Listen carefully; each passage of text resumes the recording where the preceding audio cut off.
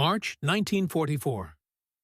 The fields of northern France are slick with mud, churned by weeks of rain and the relentless passage of war. Dawn breaks cold and gray, the sky a low ceiling of cloud that muffles the distant thunder of artillery.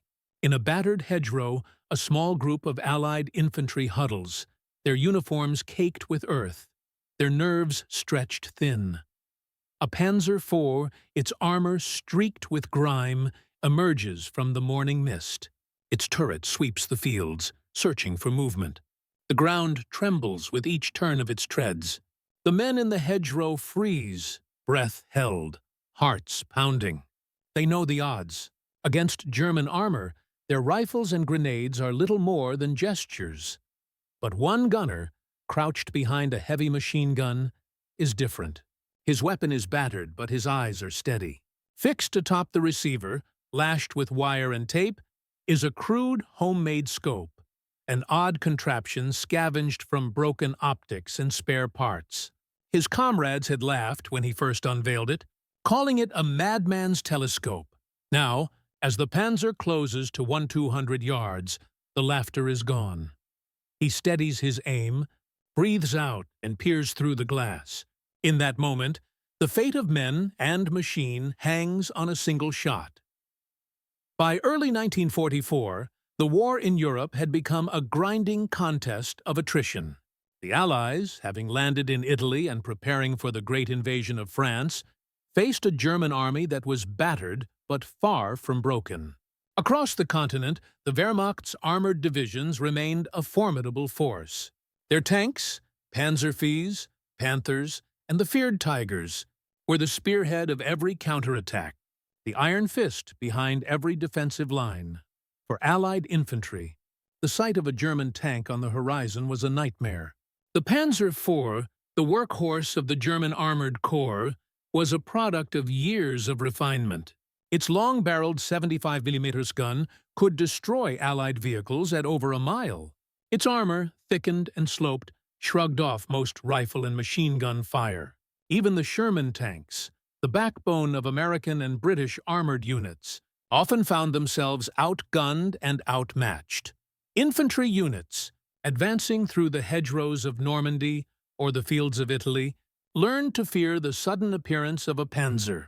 The ground would shake, the air would fill with the metallic clatter of treads, and the landscape would erupt in fire. Standard infantry weapons, rifles, submachine guns, even light mortars, were nearly useless against the steel hide of a tank. Anti-tank grenades and sticky bombs were dangerous to use, and often ineffective unless delivered at suicidal range. The Allies responded with a range of new weapons. The British introduced the Piat, a spring-loaded anti-tank projector. The Americans fielded the bazooka, a rocket-propelled grenade launcher. Both were improvements, but both had limitations: short range, unreliable accuracy, and a steep learning curve for the men who carried them. The best defense against a tank, many believed, was still a well-placed artillery shell or a lucky airstrike. Yet, the reality of combat rarely allowed for ideal solutions. Infantrymen were often caught in the open, forced to improvise as tanks rolled through their lines. Machine gunners, in particular, faced a grim calculus. Their weapons could not penetrate armor, but a well-aimed burst might damage optics, jam a turret, or force a crew to button up and lose visibility. Every shot was a gamble, every engagement a test of nerve and ingenuity. In this environment, innovation was not a luxury, it was a necessity. Soldiers scavenged the battlefield for anything that might give them an edge. Broken binoculars became makeshift sights. Spare lenses were lashed to rifles. Anything that could help spot a tank, judge distance, or steady a shot was pressed into service. The line between regulation and improvisation blurred, and the men who survived were often those willing to try the unorthodox. It was in this world of mud, fear, and constant adaptation that one gunner, armed with little more than determination and a homemade scope, prepared to face the might of a Panzer at 1,200 yards. The story of World War II is not just one of grand strategy and sweeping offensives. It is also a story of small, desperate acts of ingenuity, moments when survival depended on a soldier's ability to adapt, to invent, and to defy expectations. Nowhere was this more evident than among the infantrymen who faced German armor with little more than courage and whatever tools they could fashion by hand. By 1944, the Allied armies had become a patchwork of nationalities, units, and equipment. Supplies were often delayed or lost. Standard issue gear was sometimes in short supply, especially for specialized roles like machine gunners and snipers. The men at the front learned quickly that waiting for official solutions could be fatal. Instead, they turned to improvisation. In the ruins of French villages and the hedgerows of Normandy, soldiers scavenged for anything that might give them an edge. Broken periscopes from abandoned tanks, cracked lenses from downed aircraft, and even civilian hunting scopes found their way into the hands of resourceful gunners. Some men became known for their ability to fix anything, cobbling together working optics from a jumble of glass, metal, and tape. The gunner at the heart of this story was one such man. He was not an officer or a trained engineer, just a corporal with a knack for tinkering and a stubborn refusal to accept the limits of his issued equipment. His unit, a mix of British and Canadian infantry, had been fighting its way through the Bocage country for weeks. The terrain was a nightmare for tanks and men alike. Narrow lanes, thick hedges, and sudden ambushes at every turn.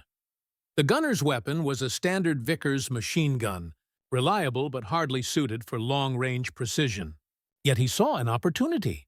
Using the remains of a damaged German sniper scope, a length of copper wire, and a handful of scavenged screws, he fashioned a crude but functional sight.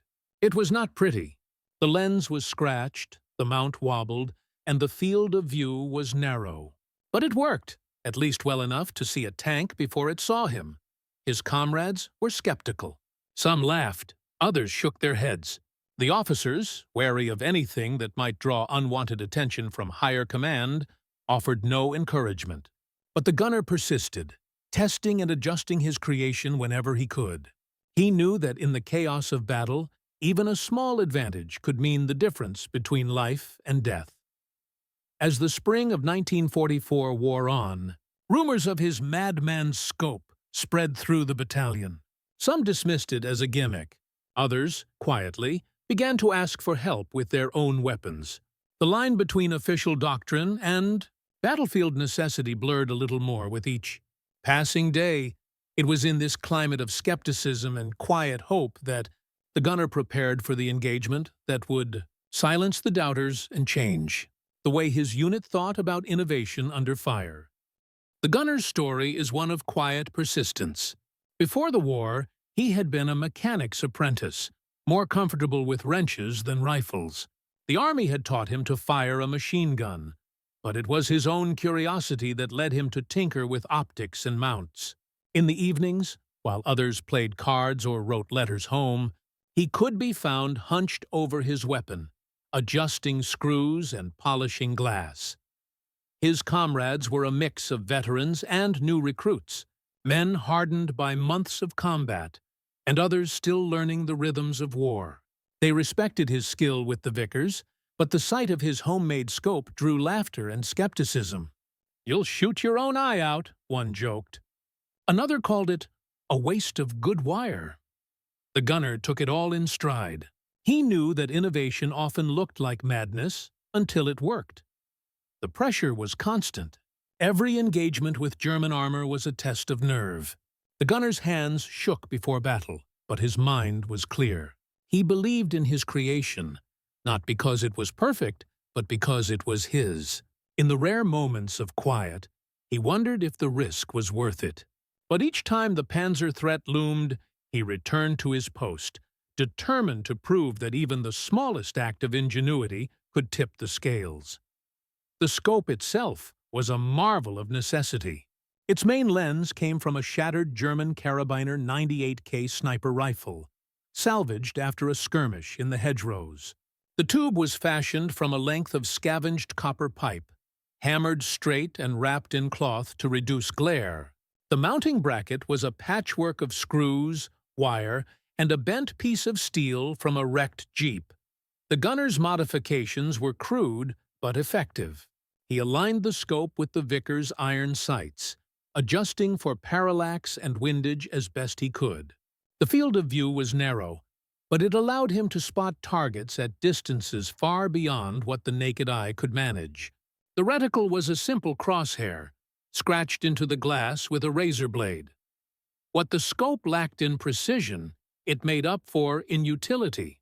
It was not a sniper's instrument, but it gave the gunner a fighting chance against distant targets, especially the looming silhouettes of German tanks. Maintenance was a constant challenge. The lens fogged in the rain, the mount loosened with every burst of fire, and the entire contraption threatened to fall apart under the gun's recoil. But the gunner persisted, making small improvements after every engagement. The tactical reality for Allied infantry was grim. German tanks were designed to dominate the battlefield, their armor impervious to most small arms.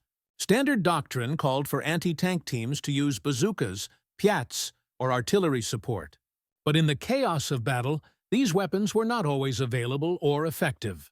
Machine gunners like the protagonist were rarely expected to take on tanks directly. Their role was to suppress infantry, cover advances, and defend strong points. Yet, the gunner saw an opportunity.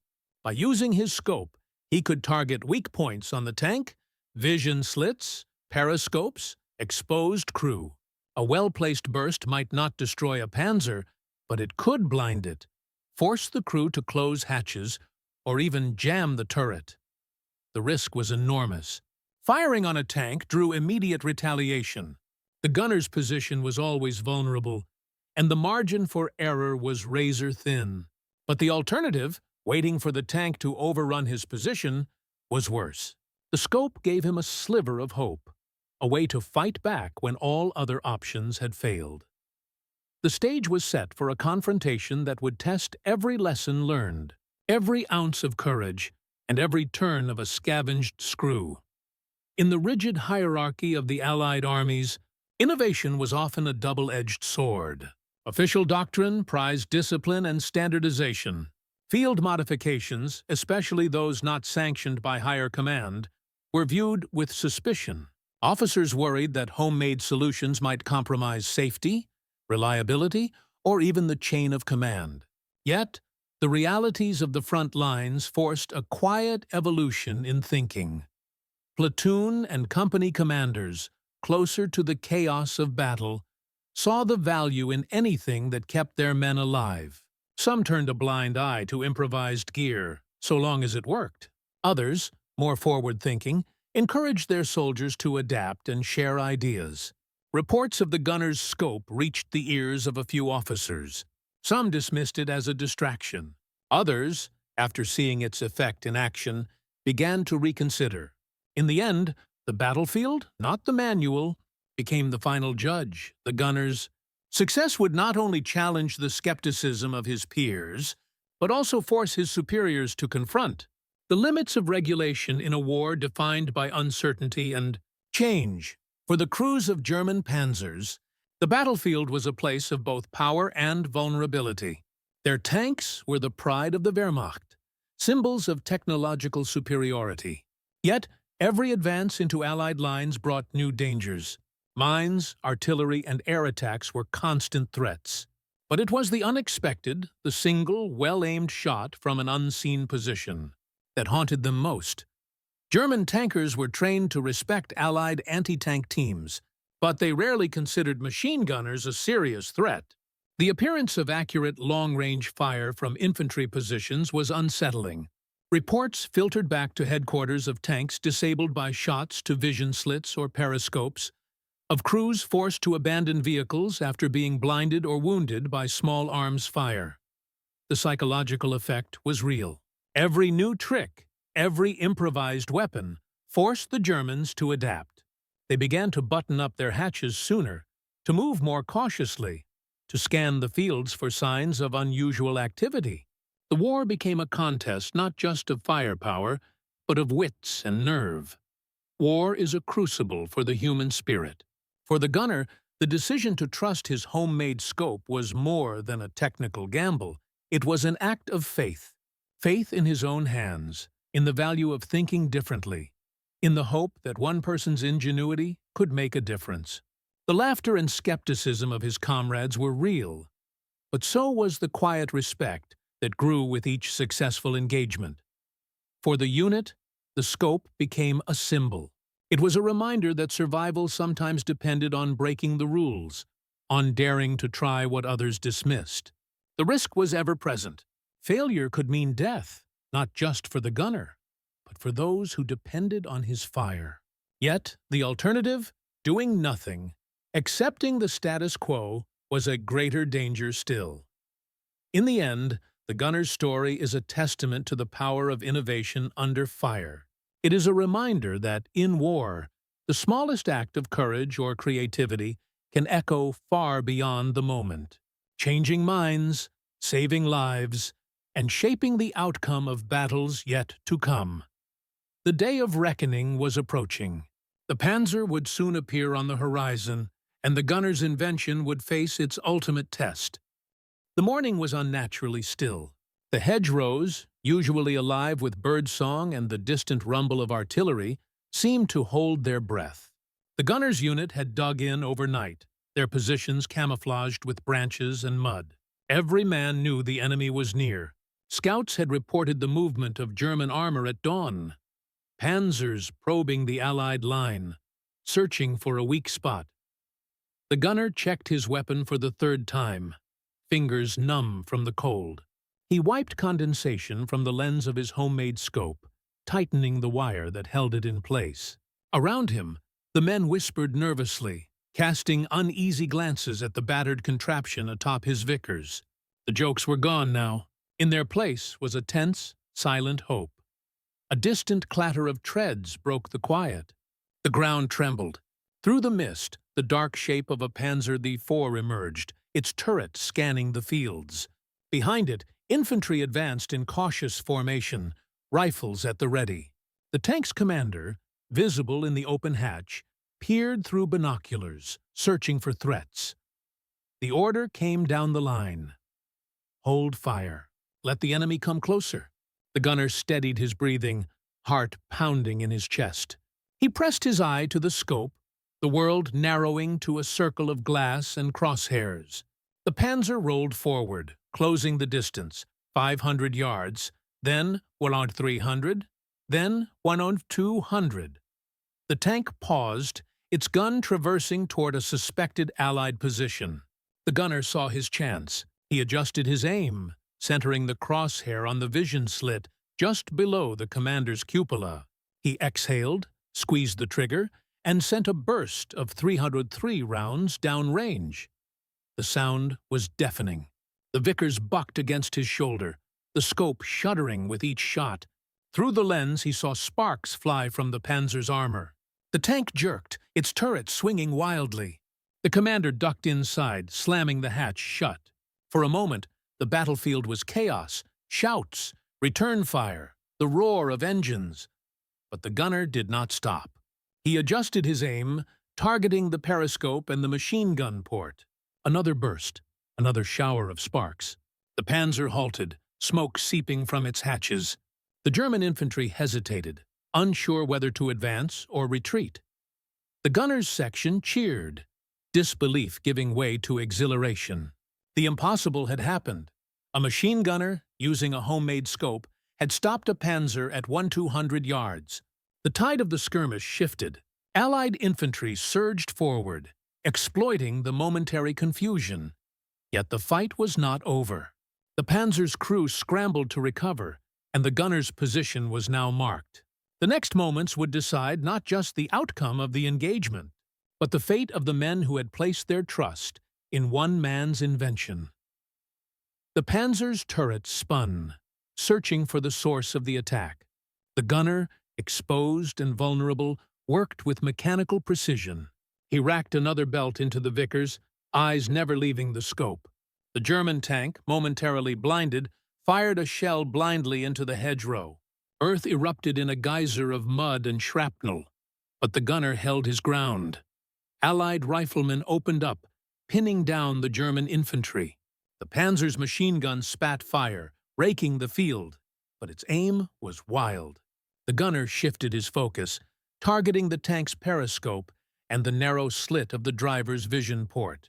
Another burst. The glass shattered, fragments sparkling in the morning light. The tank lurched, its treads grinding to a halt. Inside the steel hull, the crew was thrown into confusion. With their optics destroyed and their view obscured by smoke, they were blind. The commander, desperate, cracked the hatch for a glimpse. The gunner saw the movement and fired again, forcing the hatch shut. The Panzer was now a bunker, dangerous but immobile. The German infantry, seeing their armored spearheads stalled, faltered. Some dove for cover, others began to fall back. The Allied line surged forward, emboldened by the sudden shift. The gunner's section advanced, flanking the tank and forcing the crew to surrender. The Panzer, once the terror of the field, was now a silent hulk, its crew emerging with hands raised. Word spread quickly through the battalion. Men who had doubted the gunner's contraption now crowded around, inspecting the battered scope and the Vickers that had made history. Officers arrived, demanding details. The gunner, exhausted and shaking, could barely speak. His hands were raw, his uniform torn, but his eyes shone with the knowledge that he had done the impossible. The battlefield was littered with the debris of combat, spent casings, shattered glass, the twisted remains of the Panzer's optics. For the Germans, the loss was a blow to morale. For the Allies, it was a moment of vindication. The laughter and skepticism that had greeted the gunner's invention were gone, replaced by respect and a new sense of possibility. In the days that followed, other gunners began to experiment with their own scopes. The story of the Panzer at 200 yards became legend, passed from unit to unit. The lesson was clear. In war, ingenuity could be as powerful as any weapon.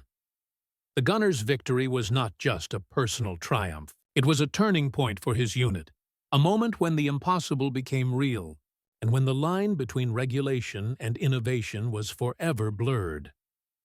The battlefield quieted, but the echoes of the gunner's achievement rippled through the ranks. In the hours after the engagement, officers gathered around the battered Vickers, examining the improvised scope with a new respect. The gunner, still shaking from adrenaline and exhaustion, was pulled aside for questioning.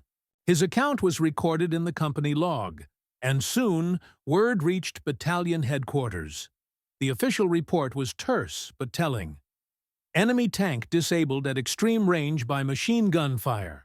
Unconventional sighting device employed. Crew captured. The details spread quickly, carried by messengers and whispered in dugouts. For a brief moment, the gunner became a minor celebrity.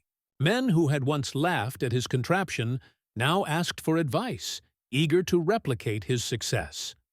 Recognition came in small but meaningful ways. The company commander, a man known for his skepticism, offered a rare handshake and a nod of approval. The quartermaster scrounged up extra rations and a new pair of gloves. Even the regimental staff, usually distant and preoccupied, sent word of commendation. The gunner's scope was photographed and sketched, its design passed along to other units. But the change ran deeper than official praise. The attitude toward field innovation shifted. Officers who had once dismissed homemade modifications as distractions now encouraged their men to experiment within reason. The line between regulation and necessity blurred further. Instructors at the rear began to ask returning veterans for tips on improvisation, eager to pass on hard-won lessons to new recruits. The gunner himself remained humble. He knew that luck had played a part, that the chaos of battle could not be tamed by any single invention.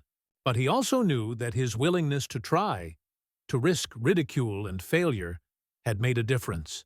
The Panzer at 100 yards was proof that even the most unlikely ideas could change the course of a fight.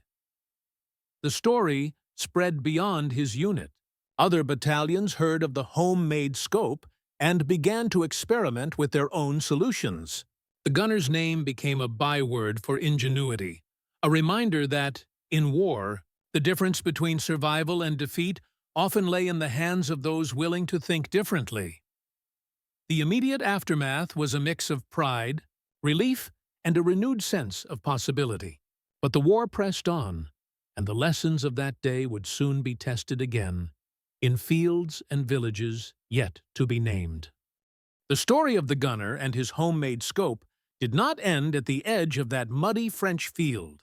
In the weeks that followed, the tale traveled far beyond his battalion. Reports filtered up the chain of command, reaching divisional headquarters and, eventually, the desks of staff officers tasked with improving Allied anti-tank tactics. The incident was cited in after-action reviews and training bulletins, a rare example of frontline improvisation shaping official doctrine. Other units, inspired by the account, began to experiment with their own field modifications. Some gunners fashioned crude sights from scavenged optics, while others adapted civilian hunting scopes, or even pieces of broken binoculars. The results were mixed. Some contraptions failed under the stress of combat, while others proved surprisingly effective. What mattered most was the shift in mindset. Soldiers and officers alike began to see innovation not as a last resort, but as a vital tool for survival. The gunner's story also reached the enemy. German intelligence, always alert to new Allied tactics, noted an increase in accurate long-range fire against armored vehicles. Tank crews were warned to be wary of exposed optics and to keep hatches closed whenever possible. The psychological effect was subtle but real. The myth of Allied helplessness in the face of German armor was broken, replaced by a new respect for the resourcefulness of the enemy. In the broader context of the war, the episode was a small but telling example of a larger truth. World War II was a conflict defined not just by mass production and grand strategy, but by the countless acts of adaptation and ingenuity that played out in every theater.